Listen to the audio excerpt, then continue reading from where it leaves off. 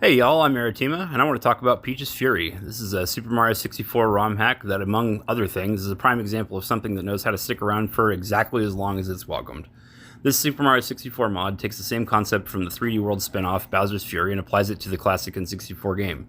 In other words, it's a small-sized Mario adventure that takes place within one large open-world location, and it contains a bunch of stars that you earn as you gradually comb through the various set pieces scattered around the map. The premise in this hack is that Mario pulled a pretty dick move by stealing $25 from Peach and the Mushroom Kingdom, all to gorge himself on pizza and pasta. To be fair, the Mushroom Kingdom economy must be doing pretty well, because he wouldn't have been able to get much more than a large one topping in this economy. Hell, he definitely couldn't have even tipped, that's for sure.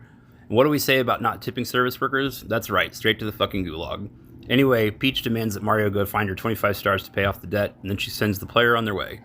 So Peach's Fury contains exactly 25 stars and shouldn't take the average Mario 64 player more than about 40 to 45 minutes to complete, give or take. And it might be short, but it takes a real quality over quantity approach to its design. In fact, in all the time I've spent in the past year playing Super Mario 64 mods, I've come to appreciate the projects that take this design philosophy and run with it. There is legitimacy to having no extra fluff and unnecessary content in your game. Nothing is a waste of the share of the overall runtime. Each of the stars in this game are unlocked by performing certain tasks, and Peach's Fury gives you a small taste of everything by the time you find them all.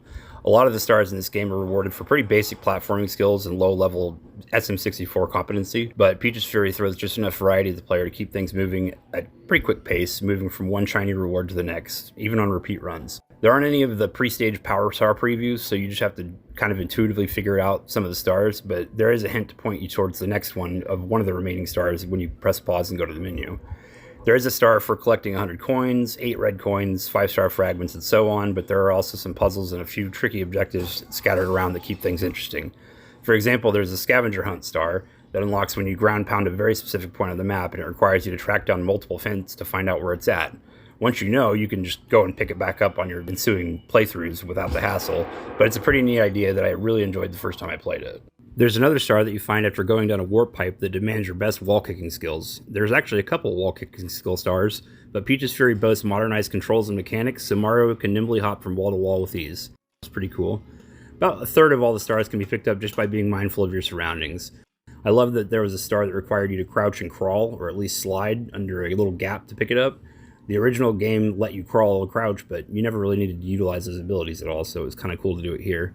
Ultimately, it's not so much the fact that Peach's Fury does anything particularly innovative with the core gameplay or with its Power Star challenges. It's more the fact that it does everything it set out to do with a higher level of polish and design sensibility than anyone should ever expect from a ROM hack, and deserves to be recognized for it. Not that Kaze is deprived of the admiration in the modding community. He's kind of a big deal, and anytime that I see and he's involved with the project, my interest level goes through the roof.